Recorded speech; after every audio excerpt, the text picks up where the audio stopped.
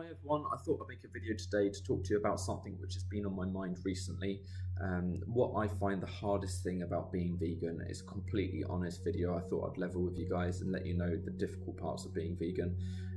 But first, before I do that, let's step into some reasons why others might find it hard to either take the plunge and go vegan, or vegans who have issues themselves with being vegan. So let's cover a few of those first, and then I'll talk about what I personally find hard about being vegan. So first up is protein. This is a very common roadblock for people who are considering going vegan. Maybe they're people that go to the gym a lot, maybe people that live a very active lifestyle, and they believe, because of ideas that have been perpetuated in society, that we need a really high protein diet when we're being active. Firstly, that's not true. There are many plant-based athletes who get more than enough protein on a vegan diet, very strong people and also sports people. So that is just a myth that is available in society that gets pushed upon us. Do remember also that if you are going to the gym, it's much healthier to have plant-based protein than animal-based protein, which causes and contributes to illness and disease. So that is one thing to consider. I personally use nutritionfacts.org. I find that to be a very good website. It's unbiased. Their mission is simply to find, from the latest science that is available, the healthiest diet for society to live a healthier life. Their research so far has shown that a whole foods plant-based diet is the healthiest diet is available. So that's typically what I stick to. I use an application which is free on my phone called Dr. Gregor's Daily Dozen, that breaks down the different types of food groups and things that I would need to live a healthy, happy lifestyle and have a good diet, a good, varied, healthy diet. So I use that and I get enough vitamins, nutrients, minerals for my diet to be happy and healthy. I even completely eliminated all symptoms of an illness that I had before being vegan using that diet. So I do recommend that diet for anyone that is suffering from illness. It might not cure the illness, but at the very least, it will give you the biggest fighting chance. It will make you the healthiest possible to fight that illness. So do give that a chance. But a lot of plant-based doctors are healing their clients nowadays with a plant-based diet. So do investigate that. But for me, getting my protein is not tricky. I use legumes such as chickpeas, lentils, red beans, and all the other legumes that are available. I also get protein from nuts, seeds. There's basically protein in everything, so I don't worry. Before I was vegan, it went through my mind. Maybe it was a little bit selfish of me once I'd seen the animal cruelty that goes on in those industries to think, well, what about me? But I wanted to make sure that if I was vegan, I could get everything that I need to do that. And I remember seeing an interview recently with David Hay, the heavyweight boxer. He thought the same thing. Before he went vegan, he wanted to make sure he could have enough power and strength to continue with his professional sport of boxing. So it is a common concern, but I didn't dismiss it. I investigated it. I used nutritionfacts.org, and they're pretty handy because they post summary videos on the best diet that is available. They use the latest science that's available, and they use science from peer-reviewed studies which use placebos and double-blind testing. So it's a high-quality source of information that I use. So I use that to make sure I'm healthy. Protein's not a concern. Before I was vegan, I did worry about protein. I did the research. I found that typically society gets about double the amount of protein that they need. So not a concern for me. If I was active, all I would do is just simply eat more of my whole foods plant-based diet. So to make sure I get all the strength and energy that I need. I could also fall back onto a protein shake if I wanted to, but they are processed. So if I was being ultra strict with my diet, then I probably wouldn't have the protein shake. But from time to time, I do for convenience. And as long as they're vegan, I don't mind. No one's getting hurt. No one else is getting hurt from using a protein shake. So that's something which I do. So not protein, not diet. That's not one thing that's a concern to me. I think other people get frustrated with non-vegans asking them questions, and that's the hardest thing. So people asking them, where do you get your protein? People asking them, is it hard being vegan? But bacon though, and all of the things that you hear non-vegans ask. For me, that's not a difficult thing. I really love talking to people about veganism. I love having a conversation and sharing the information. I get some new questions which are really cool. It gets my mind going, and it enables me to go away and research and learn more. But I do get a lot of the same questions over and over again, which does show that society kind of puts this fear of doubt into people and make them think stuff which isn't true, like milk is good for our bones, or we need meat to be healthy. So I do get a lot of questions. I don't mind it though. I love the interaction. I do try to have a lot of patience with people, because I do find that it would be a little bit bad of me, being non-vegan for 28 years, to not understand where people are coming from. I do understand. I used to eat meat and dairy a lot. I also didn't know the impacts of doing that. I think as soon as I found out, I did change quickly, and I think for me, I love being able to share the information in the conversation with people. I also enjoy researching. I enjoy learning. When I first watched my first video about veganism, I didn't kind of get what some other people get, which is cognitive dissonance, where they just receive new information and they just shut it out. I'm open to new information. I like learning stuff. So I saw the first vegan video. I remember thinking, surely this can't be true when I saw it, and I tried to discredit the video or find the other side of the argument. But quite frankly, after doing lots and lots of research, I just found that there wasn't another argument. It is just a better way to live. Another thing which people struggle with, and this is very common, it's finding vegan food where they live. So for me personally, I find it very easy to find supermarkets and restaurants which offer good vegan options, or even vegan restaurants. I use an application on my phone called Happy Cow. It's free, so do check it out if you want to. It will find vegetarian and vegan restaurants near you. It'll also help you find stores which sell vegan or vegetarian health foods. So download the app, it's free. Support a good cause if you want to, and go for the premium version. But I use the app even when traveling, and I always find something that's amazing that I probably wouldn't have found if I didn't look for it. And also, I was in the supermarket recently, and I came across the plant-based milks that were available, and I found it particularly interesting because when I talk to people in Spain about why they can't go vegan, a lot of them say that they can't find vegan milk, plant-based milk. So I was quite surprised the other day when I was in the supermarket and I saw shelves and shelves full of plant-based milks. There were loads of options available, and I found it particularly funny because they were just the same price as cows-based milk and just healthier for us. A lot of people don't realise that in milk you've got feces, you've got blood, you've got pus, you've got hormones. It's a nasty concoction, and they can't filter this stuff out. They can only purify it. So plant-based milks are a lot healthier for us. If they're the same price, your body's an investment, it's not a cost. So it is worth checking out the supermarket and seeing what plant-based milks are available. For me, it's not hard to find stuff because I use Happy Cow and I explore restaurants I'm in, and also supermarkets I go to. For some people, I think maybe it's not the fact that they can't find them. Maybe they don't search, but I don't think it's the fact they can't find them. I think it's habit. I think when you go to a supermarket, you learn the kind of routes around the shop you go to, you learn where your favourite foods are, and as soon as you become aware of living a cruelty-free lifestyle, maybe you don't know where the products are that are cruelty-free. Ask people, say, have you got plant-based milks? Have you got vegetarian burgers? Ask them, and they'll show you to them, and you can start learning where the cruelty-free options are. There are many restaurants and supermarkets which are expanding in plant-based options because it is massively popular. I think society is slowly becoming aware of animal cruelty and that it is a huge social issue of our generation. So there are more and more options becoming available, even here in Spain, where the culture is very heavily associated around eating meat, and particularly ham. They do have lots of options available.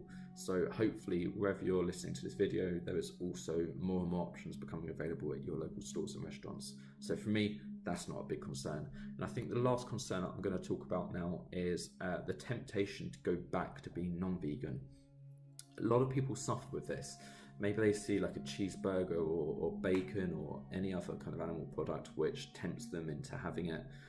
For me, it's different, and for a lot of other vegans, it's different, because if you go vegan based upon ethics, it's a lot harder to revert because you've seen the injustice that happens to animals, innocent animals that have got no choice other than to be born just with a kill date. A lot of them live very shortened lives, full with pain and misery. And I think once you are aware to that, and once you make that connection, it's very easy to remain vegan. Just like, for example, you watching me, you're probably against racism. You're not tempted one day to be racist. It just, you are a non-racist.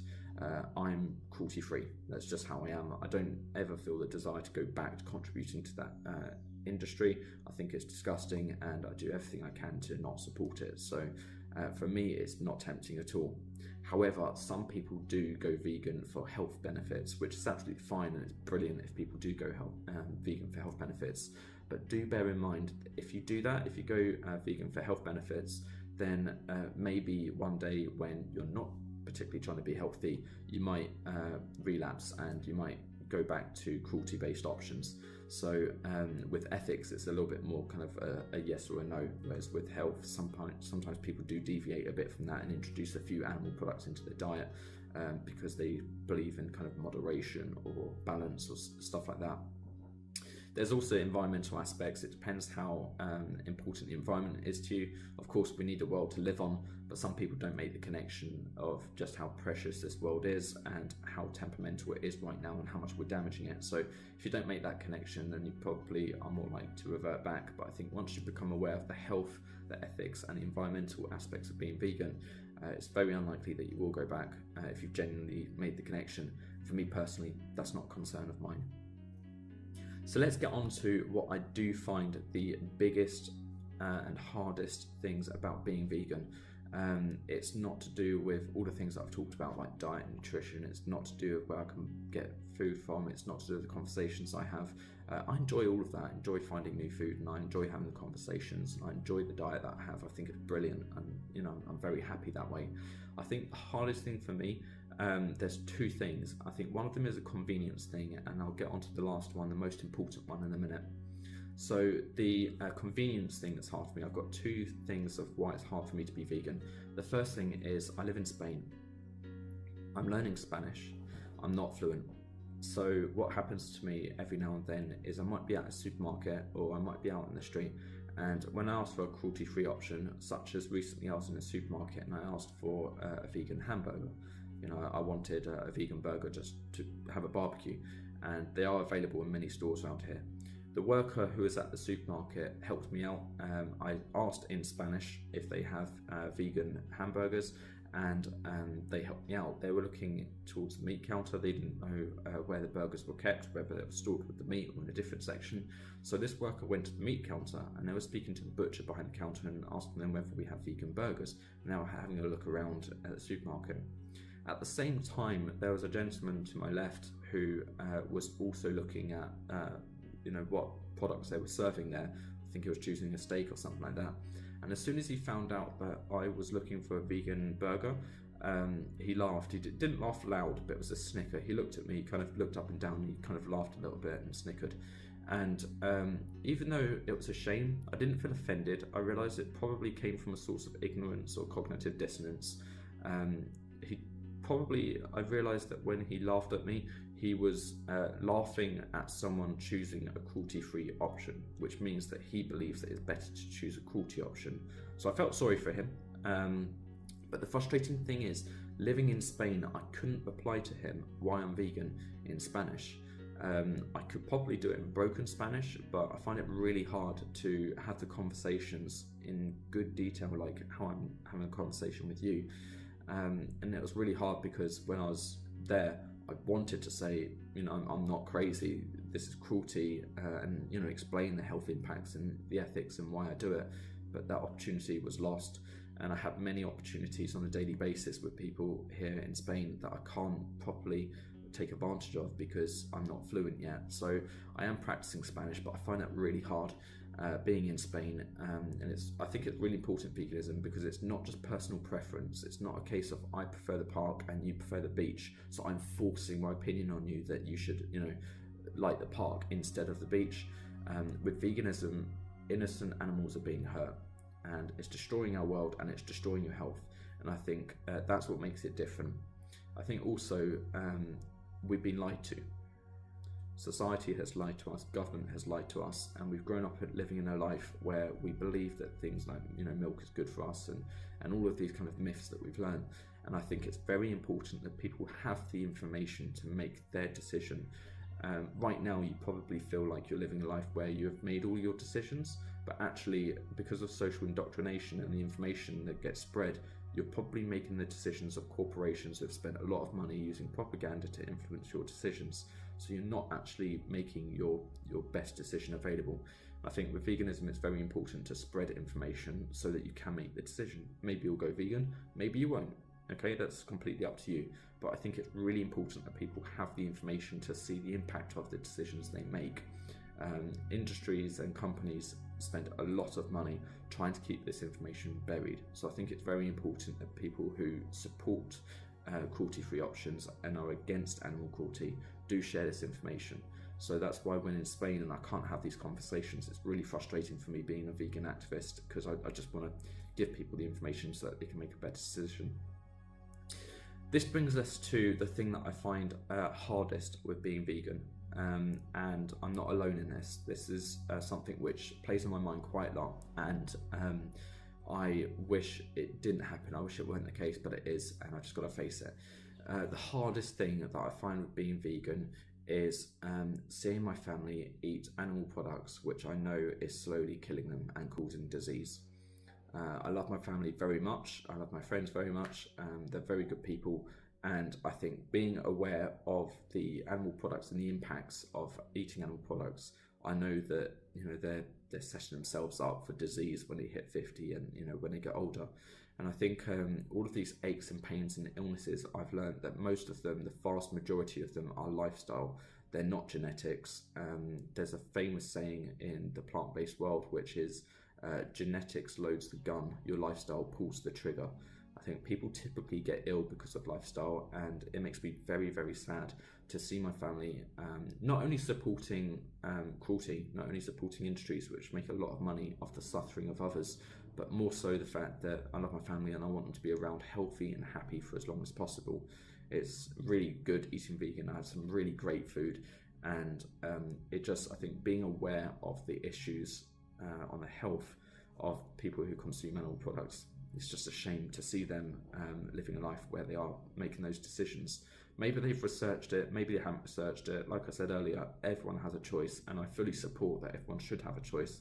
But I think if they don't have the information that, for example, giving milk to babies, cow's milk to babies, is harming their health, it makes me very sad, because of what I mentioned is in milk earlier on. Babies need milk for 1 year. Best is to be breastfed. If you don't want to be breastfed, there is vegan formula available. So, we don't need to drink cow's milk for all of our life. Breastfeeding at 30 years old isn't something that is natural or what we need. It makes me sad to see my family and friends kind of digesting these products. And I do think that sharing information is very important, but I think also I understand completely where they come from, because I think if someone went vegan and I saw them on social media talking about veganism, I would think it's probably, I don't know, I'd be curious because that's how I am as a person, but I completely understand if people think it's maybe a cult, if someone's just doing the latest fad, like, a special diet or just doing a lifestyle, I can understand why people do think that, but for me it's so much more than that, because we're destroying the world, we're harming innocent animals, and we're harming ourselves. And many people are implicit on this without realizing it, and many people don't have the information that they should have to make the decisions they want. So it's really sad seeing my family, contributing to this industry of cruelty, and also seeing them slowly killing themselves and eating foods which contribute towards disease and illness. Fortunately, my family are really, really good when it comes to me choosing cruelty-free. They're in England and I'm in Spain. I frequently fly back to them when I can. And not only do they not make fun of my choices, which I think is really important. I think it's quite cruel to poke fun at someone for choosing a cruelty-free lifestyle, and a little bit silly too if they do that, but they don't. They're very good with me. They talk to me about, they ask me some questions. Also, they cook some brilliant food for me, which is really nice. So it's always great catching up with them, because it's great to see how they're doing, what they're doing in their lives, and if they're happy. And also I have some brilliant food when I visit England, because it's very easy to be vegan in England. Also, fortunately, on top of them being very good with me being vegan, my mum chooses cruelty-free whenever she can, which is brilliant, and also my girlfriend, she chooses cruelty-free whenever she can.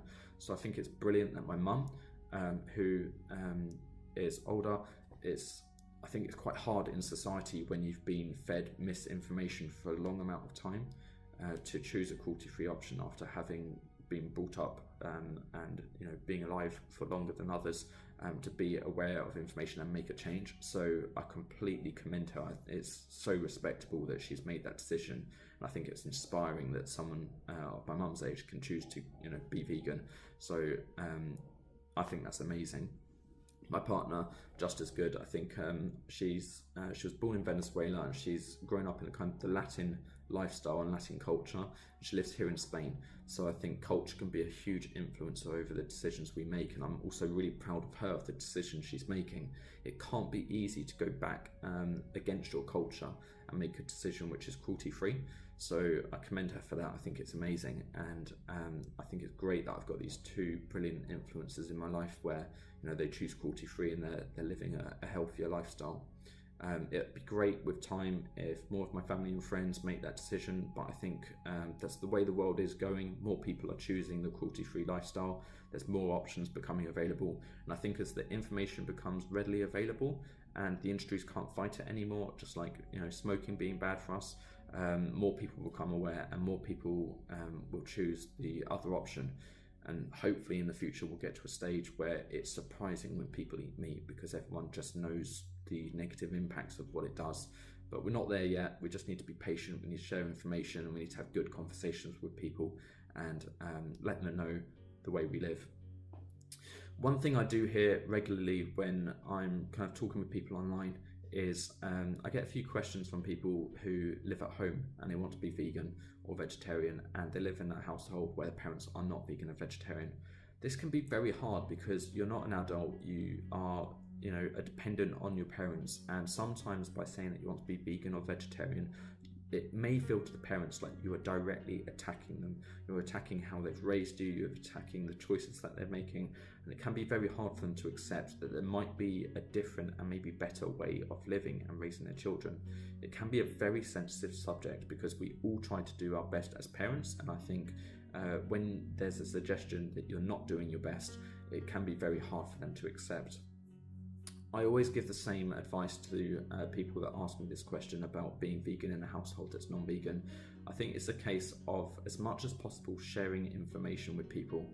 It can be very hard when you don't do your research and you get into conversations with people that genuinely want to know about veganism and you can't give them the answers. It can be very frustrating. So make sure you do your research and find out about veganism. Do your own research and go and spend the time to invest in your knowledge. Once you've got that, share the information with them. It doesn't need to be an emotional debate. It doesn't need to be an argument. I think just simply saying to your family, look, this is an important decision I've made. I'd really appreciate it if you'd read this or watch this, just to understand why I've made this decision.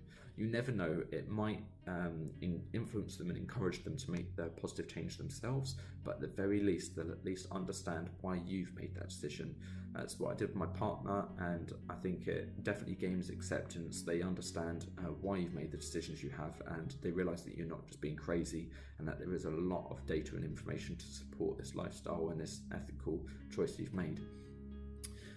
If your parents, if you live at home and your parents are big meaters, big dairy eaters, and they're interested in a certain topic, let's say for example they're interested in health, talk their language. Find out the negative impacts of eating meat and dairy. There's Forks Over Knives and What the Health, two brilliant documentaries which are available, which expose the health implications of eating meat and dairy. Share that information with them and just say, I know that you're conscientious about your health. I think it's brilliant. I want you to be around for as long as possible.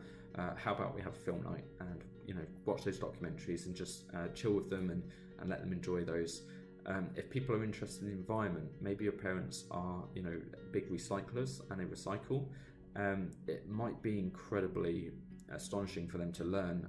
The best thing you can do if you're interested in the environment is go vegan, because of the vast amount of resources that are consumed eating a meat eater based diet, and how a plant-based diet is more effective in terms of resource consumption. So share with them the facts, such as 91% of the Amazon deforestation is due to the animal agriculture industry. They might be surprised to find that, and the impacts that has on the world's ecosystem. So it can be hard living at home, but I recommend just do your research, share information with them, and be patient. Hopefully they'll support your decision, and you never know, they might even make a different decision themselves. So thank you very much. I think that's it for me today. That is the hardest thing I find with being vegan. I've tried to be as honest with you as possible. If you do have any questions, let me know. Just send a question in the comments. If you found this useful and interesting, you think someone else might find it useful, please share it. And if you haven't done so already, please subscribe to my channel. More videos will be coming soon. For now, take care. Thank you very much.